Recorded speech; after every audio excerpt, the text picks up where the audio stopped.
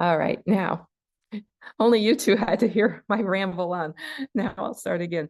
Okay, so there has been discussion on whether or not I'm allowed to do this as part of our asynchronous modality. And I will find that out next week. But for now, I will plan on continuing these. Otherwise, I have to just talk and record it and put it up for you guys. But I figure as long as I'm recording anyway at this time, if you're free to join me, you're welcome to. If you're not, I don't want anyone to feel the pressure of having to be here. What I do want is for you to watch whatever I end up recording at some point during the week, because I think that will definitely help our classes move along as far as getting all the material in. The other part is I think some of that close-up stuff that gets lost in a big classroom could happen here. I'm still trying to figure out what's going to work best for you. With a lot of my classes, I have, I will start them like on the online classes and the things I do in this section. I would start with just like looking at paintings because I think it really helps to look at art together, to talk about it a little bit. So if that doesn't fit, because we only have an hour together anyway, and now less, but for whatever reason, when those things don't fit, I might end up just doing that as a separate segment that I record and put up there for you. So I'm kind of weighing the pros and cons of both right now, and we'll see. If you have opinions on it, what you want to see during and how you want to spend this time, please feel free to put it in the raise your hand section or email me. And another point on emailing, which I'll probably send out in an email, because which I love getting emails from everybody, but one of the reasons I spent so much time last night online answering emails is because sometimes people don't remember to tell me what class they're in. And although I probably should know, I have I don't know, average of 30 students in 5 classes. So I haven't sorted it for sure. And 5 classes is a little bit confusing sometimes. So it really helps me. So I don't have to look back. It's like, oh, what are they referring to? Oh, okay. And I'm looking at the class list trying to find you. So it sure helps if you put that first or put that at some point in your email. I'm in beginning, whatever, or whatever class it is. So I'll know that and not have to guess or look it up. That will help tremendously and speed up my process. As far as these Zoom times go, again, you don't have to be here. It will always be recorded. I don't expect you to be here. If you could join me, yay. If you can't, no worries at all.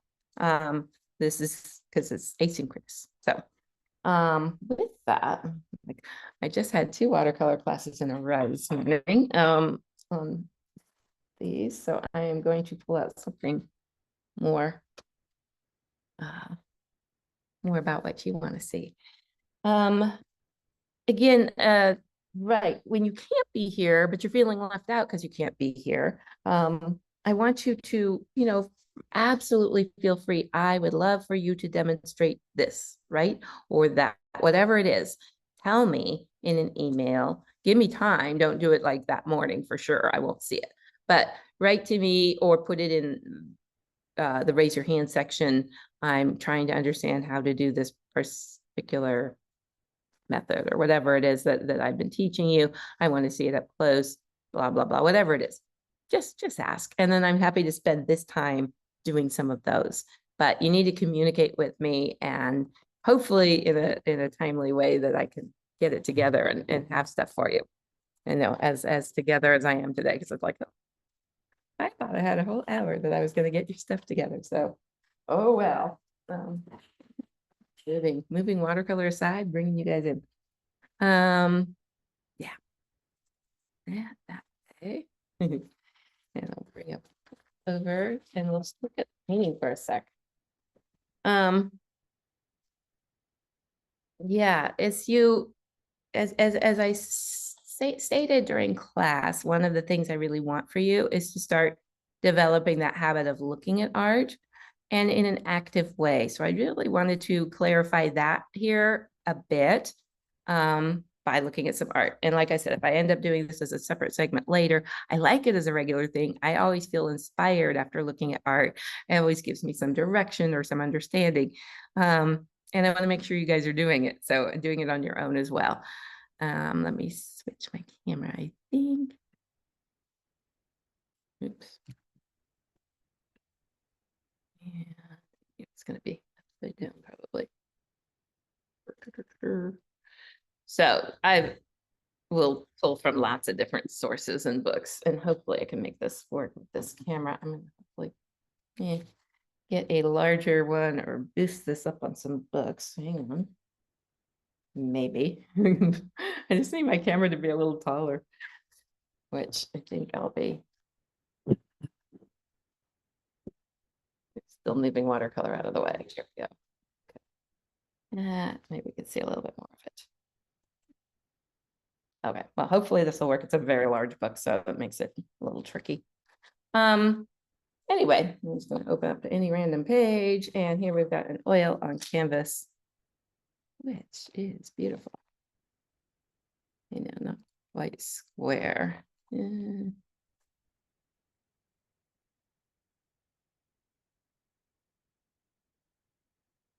Set up. So sorry for the inconvenience on you guys. Okay. All right. So this is Benjamin C. Brown Landscape with Poppy Field. It's a 40 by 50 inch oil on canvas. And whenever I look at art, again, I want to see what it is that I like about it. What's attracting me to this particular painting?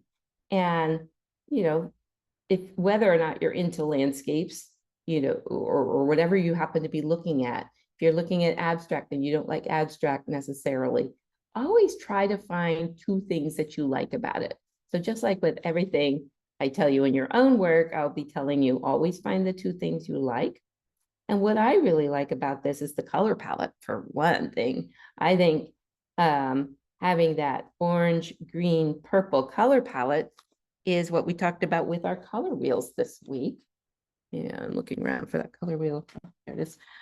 This is a secondary color palette. So instead of the primary color palette of yellow, blue, red, it's the secondary. It's the one in between, the orange, the purple, and the green. And that's what's primarily this painting is made of. So it's organized in that way. And I think it's a really neat, thoughtful composition.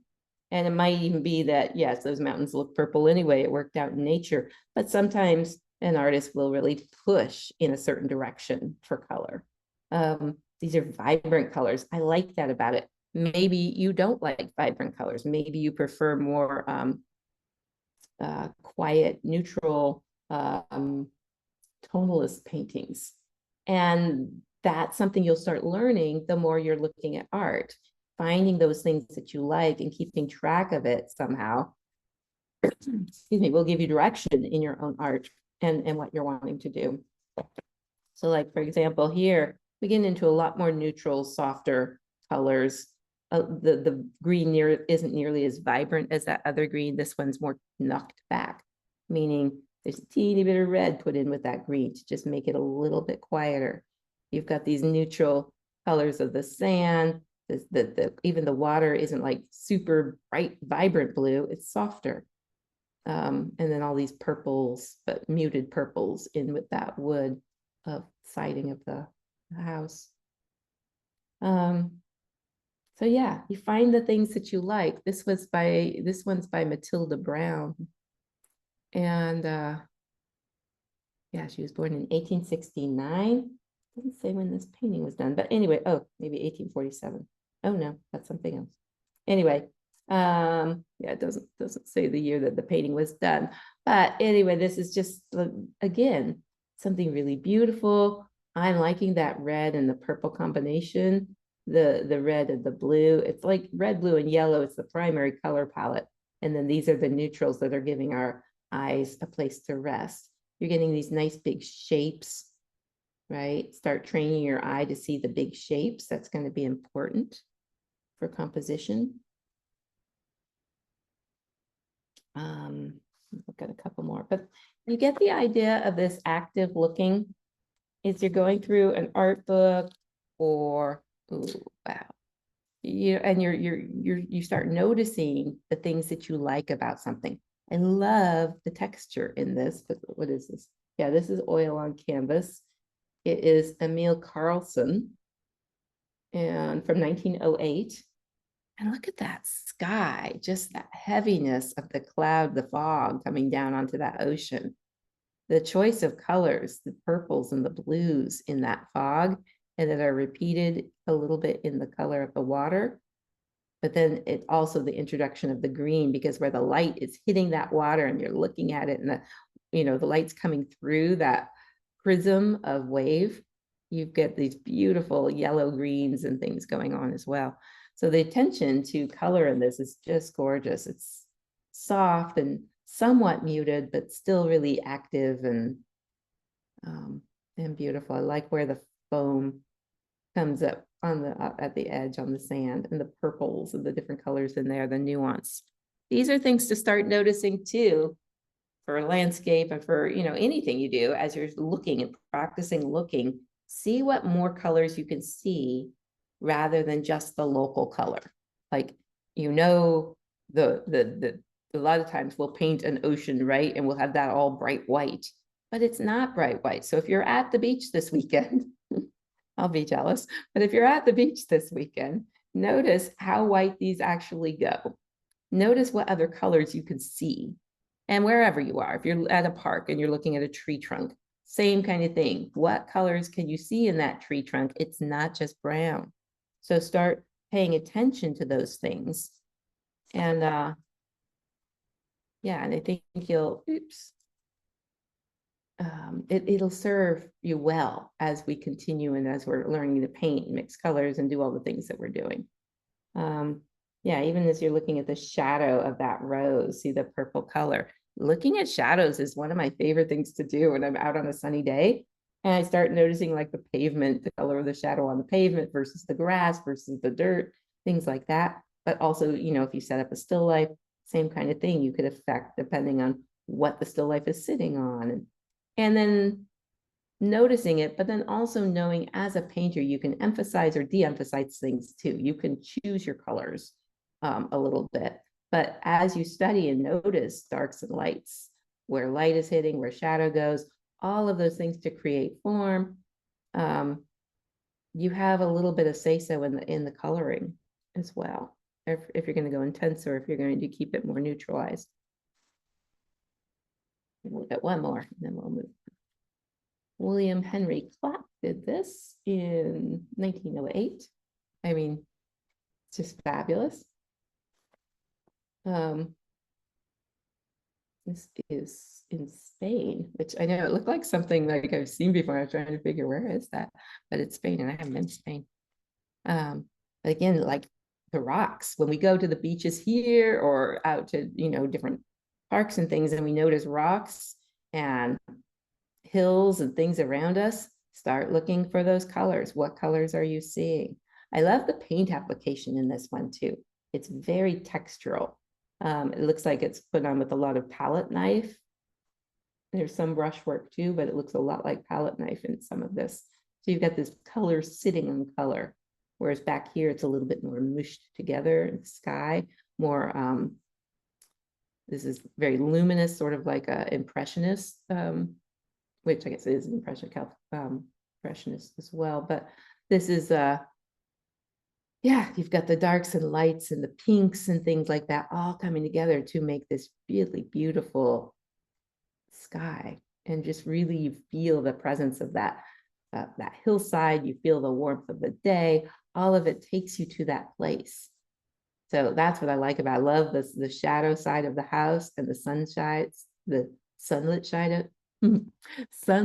side of it. Yeah, shade side. Anyway, both of them. Yeah.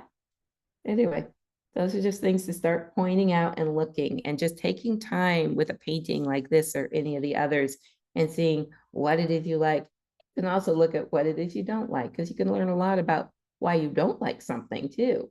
Maybe you think, oh, it's just I don't like the chunky paint. I want a very smooth surface. And that would be a definite aesthetic, that you have. It doesn't make you right or wrong. It's just that we all have different likes and dislikes. So start noticing those too, and that's going to help direct you. All right, so that's all from the Fleischer collection, California Impressionism from the Irvine Museum. If you guys ever, look, Irvine Museum is a great place to go look at art in person. I would highly, highly recommend it.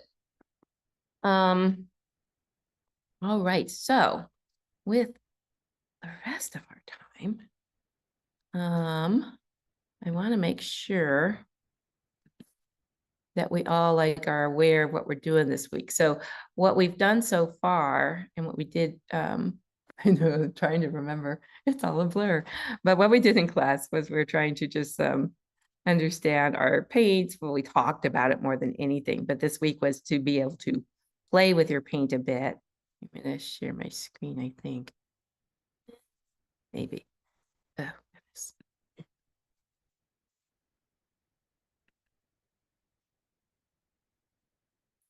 Okay, let's get behind this. I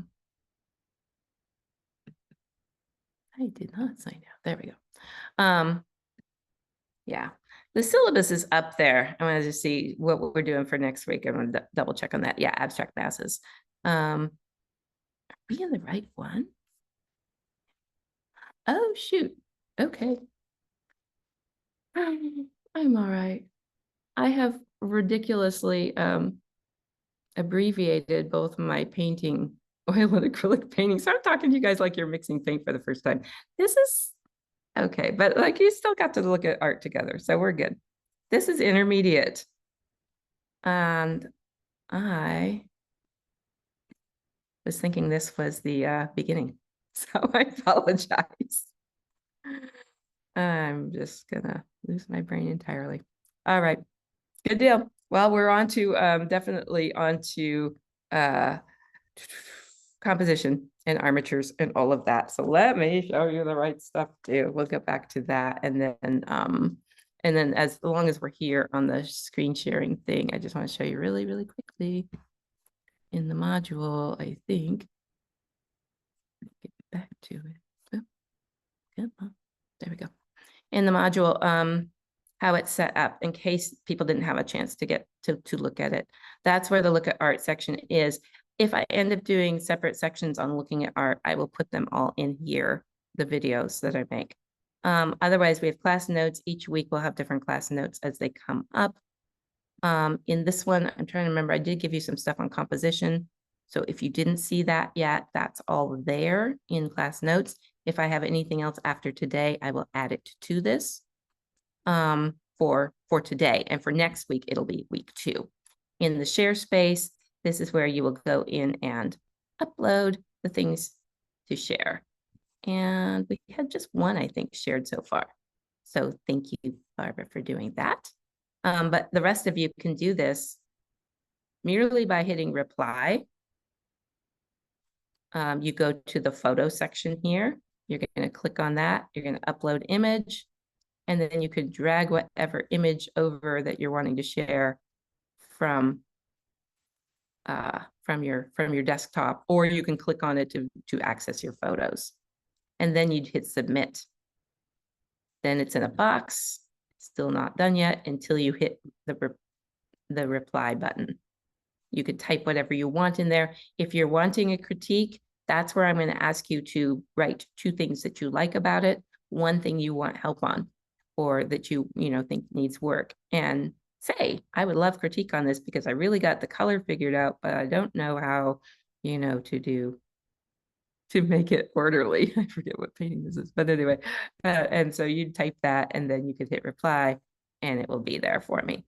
If you hit reply too soon, or you don't like what you wrote, or you see a typo, you can go into those 3 dots, you can delete it and start over, or you can edit it. So I'll delete because I don't need that painting there. All right, so now the ins and outs of our canvas hopefully is clear. Again, the Zoom will always be here, and the copies of the Zoom are in here too. Let me go to that really quickly, show you where that is or will be. You won't be able to see it right now because there's no recordings yet, but here's where you'll access the Zooms, and here's where you'll go to the cloud recordings. I will try to remember to put links in, but if I don't for some reason, you can go and access it on your own just by hitting cloud recordings. There aren't any here at this point, but there will be. So always copy the password because you're going to need that once to link into that. You know, I don't want to keep telling like how to do stuff, but oh, right. And here's where you upload your assignment for the armature exercise. And just to go over that again, for anyone that missed class, Monday, was Monday. Yeah, that wasn't that long ago, but it feels like it was. You're going to find some paintings, photocopy them or draw little thumbnails of them, and then you're going to figure out what armature it is. Is it an S? Is it a T? So we're going to look at some of those, I think, right now again, which I showed you. I forgot because you guys actually had the camera. The other class didn't. So I will show you what that looks like. So that's mostly it for assignments, the same thing. You're going to click on it. I'll show you student view. For student view, you're going to click on it and you'll see start assignment. You'll hit start assignment, upload file. So just taking a picture of what you did, it doesn't have to be perfect at all. Just show me that you did it instead of have an understanding of the armature or the scaffolding that holds that painting together, right? The how it's laid out in composition. Okay, and then you'd upload it and then you'd hit submit assignment, and that's all it is for that. And in any of this, if anybody's having trouble or difficulties, just contact me. I'm happy to even have a private Zoom to walk you through this at a slower pace. Which I just realized I forgot to do captions. Let's see, leave student view. Okay, there's just so much to remember. Let's stop the share for right now, and then we'll open up a book again to look at the right way of all of this. But let me get captions going because I forgot.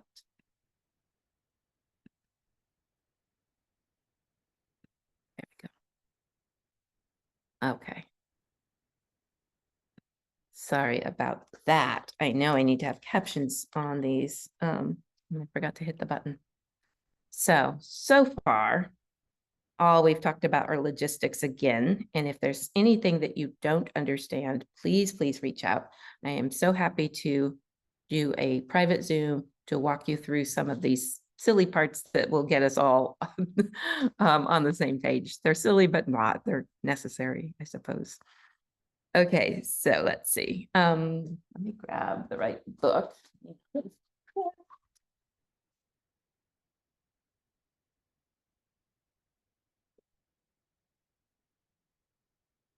For this class, we are going through the Mastering Composition a little bit, or at least using this as a primary guide. You do not have to own this book. You're welcome to. The other thing I didn't do yet, but I told you Monday I would, but Ian Roberts has some really great videos. When I see one that applies, it is all about composition all the time. When I see the ones that will apply to whatever we're doing on a particular week, I will upload them into our notes section and you can watch them, but you could also just search them out online.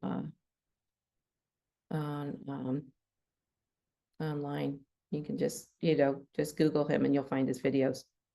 So yeah, as far as what we had talked about in class, again, these are the complex armatures. They're the root dynamic armatures. Things in the painting fit within this. It makes sense as far as the way space is divided up in darks and lights. Dark up here, all of these make sense as far as how they fit into the areas of interest too. So some of that is like super complex and not necessary, but if you are wanting to push yourself to the root dynamics, I do believe I put some of those in there for you and you can look at them and dissect a painting through the root armatures, root dynamic armatures. But the easier ones are these ones that are, I'm gonna look on the shelf. I believe I have his book too. Edgar Payne was the one, I'm looking on the bookshelf here. So I don't know if it's this one or to look at it when I got to my studio today. Because I didn't see the book at home. Okay, no problem. I will find his stuff. Edgar Payne has all of these, the S, the T, the L. We looked at these in class. This is what you're supposed to be doing. You'll look at a painting, you'll say, oh, that's an S. That must be that one, right? And that's all you have to do for the assignment. Do a little thumbnail sketch of this, show where the S is, and or the T or the radiating, all the ones that we looked at. And whatever, however you decide, like you're looking at something, and if you don't know that there's one like this, for example, that's dividing half and half, boom, boom, boom, like that on that sinister diagonal, it's okay that you don't know that. You could start saying, well, it looks like two triangles to me. That's kind of interesting. I'm seeing the canvas divided up like this. You don't have to have a name for it. You can, understand that that's a diagonal, and that's enough. That's what that one is.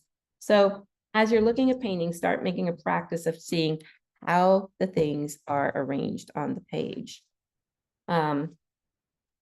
Next week, we'll be getting more into looking at big shapes, how you break down what's in a landscape or what's in a still life or what's in anything into these bigger shapes.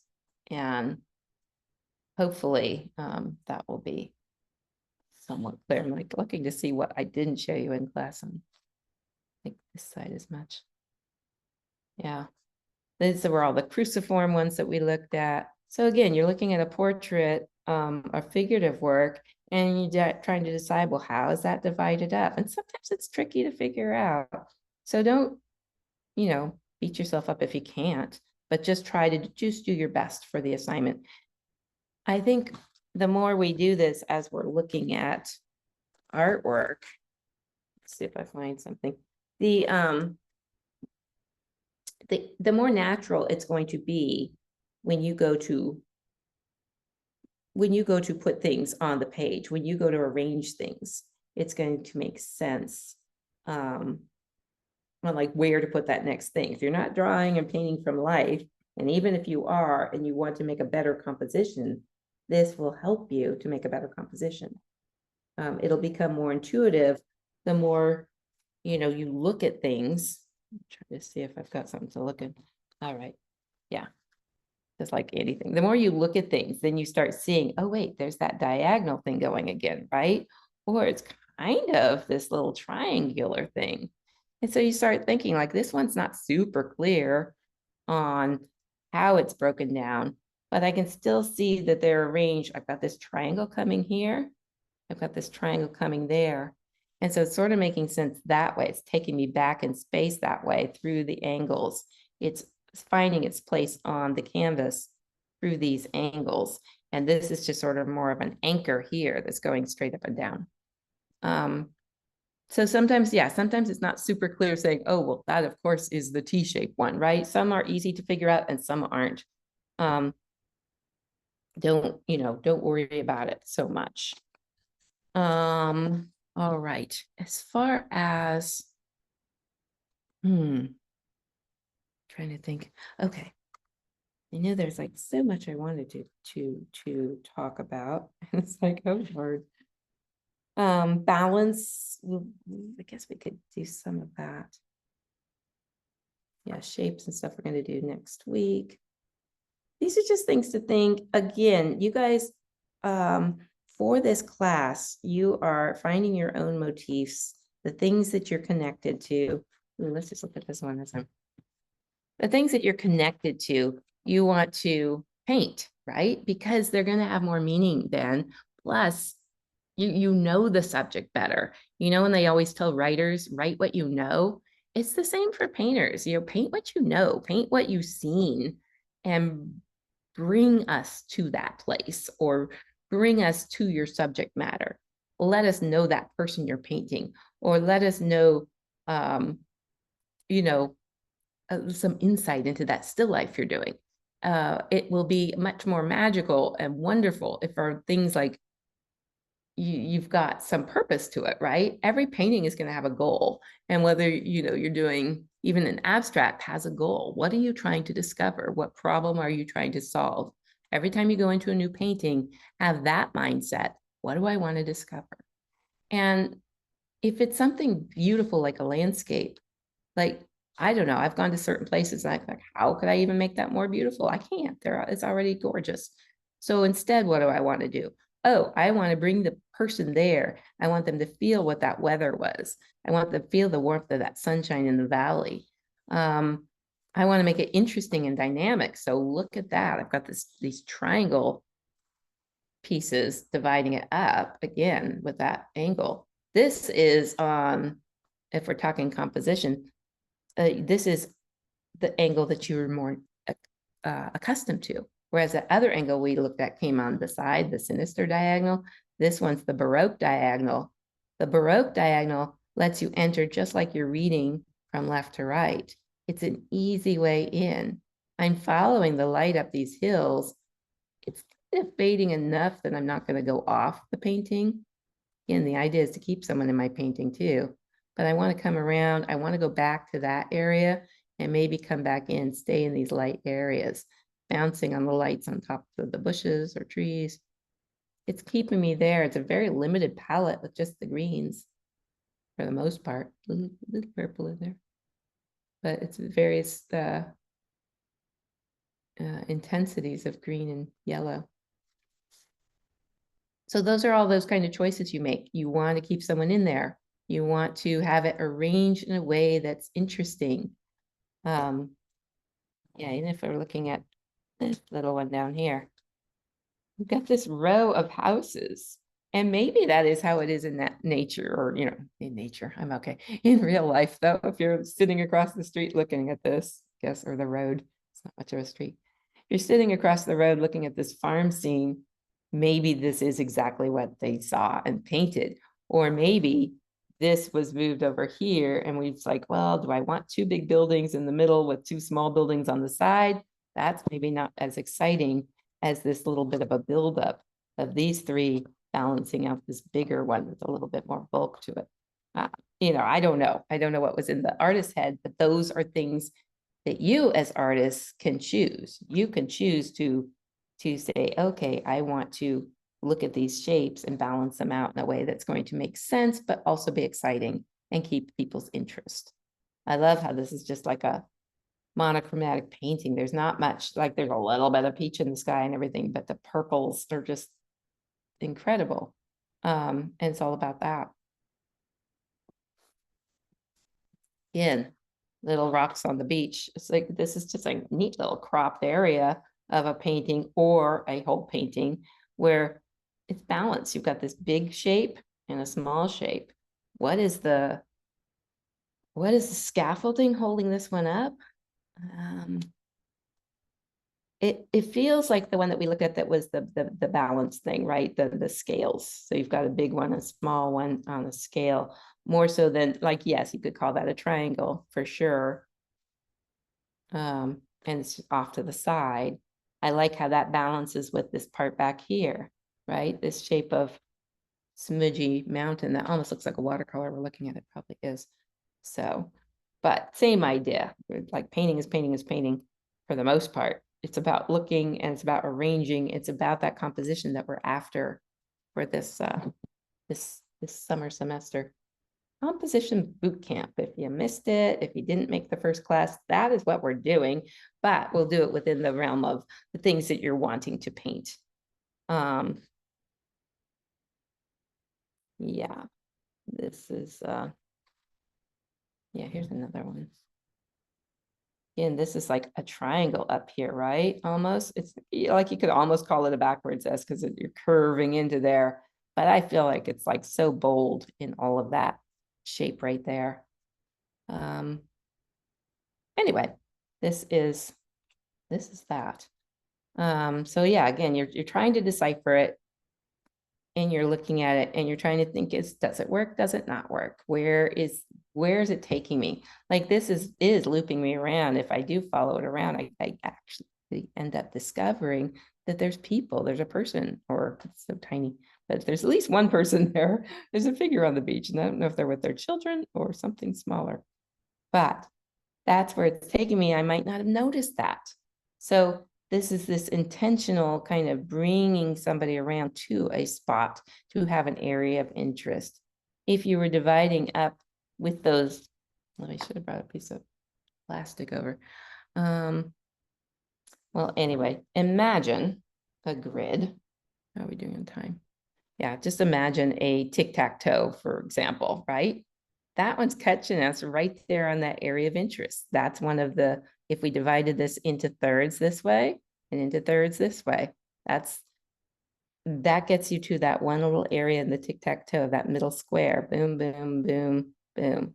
That's our area of interest. That's where the eye is going to go more naturally and want to be without going off of the painting. So, oh, sorry, I just realized I had that crooked. But anyway, hopefully you saw that. So yeah, you're not going to take it all the way out. This keeps us, this is keeping us right here. This is blocking us here from going off that direction. So the placement of things in a composition matter, whether it's a landscape, which we're looking at a lot of right now, but I'll show you, you know, two with, hopefully, let me see if I can show you two with something that's not a landscape. Oh yeah, here's one. Okay, so here we've got this still life with these flowers. Let's see if I can get this higher so you can see the whole thing. Most of it. Okay, so the still life with the flowers, again, you've got stuff that's coming off the edge because you got the flowers right here. This feels like a circular. That knife is taking, can we see the knife? There we go. That knife is taking us right, pointing up here. We're coming around this circle. So for me, this feels like a circular composition. Again, I'm not going to necessarily go off of the fact that this yellow, orangey, orange, yellow, it is blocked by the blue of that. It's keeping this connecting with these yellows. So this is color mapping in a way that we will get to on another day more thoroughly, but this is what's keeping this connected and keeping us from going off the painting. And these are the things that we want to be thinking about as we're deciding our own compositions and deciding on what we want to paint. You're having these ideas of things. You definitely welcome to say, hey, I'm just going to do 6 little still lifes and try it in different ways and see what happens, or whatever it is. Try different ways to get different kinds of compositions out of the same motif. That's going to teach you a whole lot. That might be what you want to do for part of this semester or for the whole semester, depending how, you know, you could do that with a still life and then maybe do 6 small figurative works, whatever it is you want to do. You know, if I'm talking small, if you're doing regular size paintings and you want to spend a lot of time on it, that's a whole different thing. You know what's going to serve you best. I feel like, yeah, the more small ones you can do as far as composition goes, do a lot of small ones, make your mistakes, learn from them, all of that, and then move on. As soon as you hit something that's working, then it's like, oh, I'm going to blow this up larger. So you can do that. Hopefully you've gone through a little bit of that ideation process this week, figuring out what it is you want to focus on for these 8 weeks or 7 remaining after this. Anyway, I feel like having a sense of those compositional scaffoldings will definitely help once you get to putting the paint down and doing the stuff. Looking at art will help because then it's going to develop your own aesthetic, your own style, like it feeds into what your style can be. The other thing is just thinking about what it is you want to put out in the world.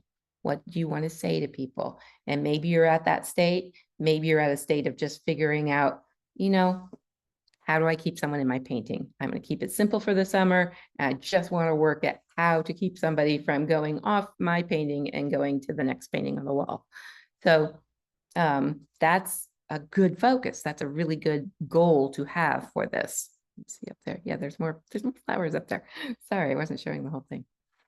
I went down for the knife and forgot about all of that. Let's see how that's like, that's really nice foil against these, causing them to come forward. Isn't that gorgeous? I love paint application in this too. So yeah, it's like, again, looking at paint, looking at paintings, seeing what you like about that painting, it's going to feed into it. I like the kind of messiness of it. I don't like that it, you know, I like that it's not articulated perfectly. These brush marks are just gorgeous to me. And the use of color, oh, just so much in this one. All right, so yeah, we're at our time. So let me switch camera. I think. Okay, hang on. Be right there. There, it worked. Good. Okay.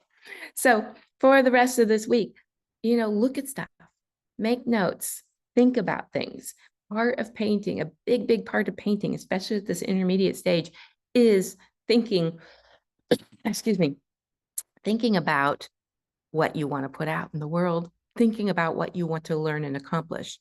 While the rest of this 8 weeks is going to be composition. I'm going to be pushing you to really make strong compositions because I feel like you can have the best painting styles, the best motifs, all of this, but if the composition is not good, it's not going to keep me there. So that's why we're going to focus on that. But within that, you can be painting anything you want. You can be really learning about color. You could be really learning about how to simplify shapes. Think about what it is that's going to help your own painting practice. Since all of you are at different stages in the intermediate kind of arena, that's why I don't want to nail you down to, we're all going to paint the same thing together. I think you're better served by painting the things you want that are going to help you specifically. So during class, what I'm hoping is these videos will show more of the lesson part here, and then I'll have a whole lot more time during class. Of course, the first day is always all that stuff we have to talk about, how the class works.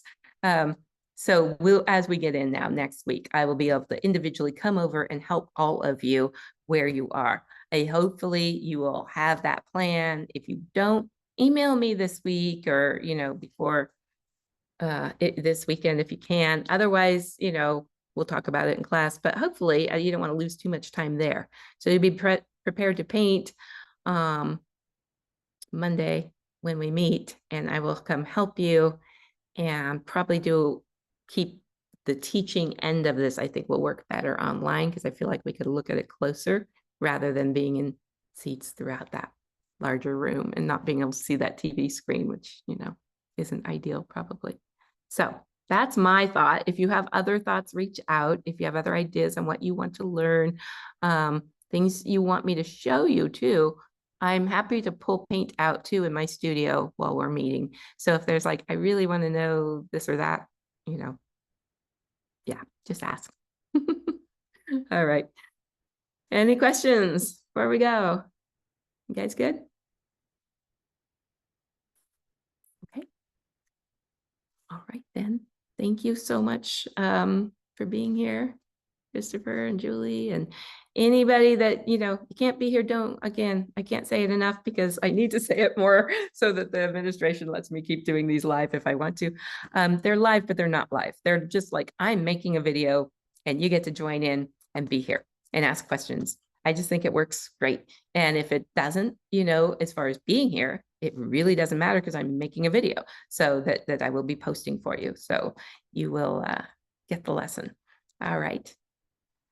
I will see you Monday. Okay. Bye.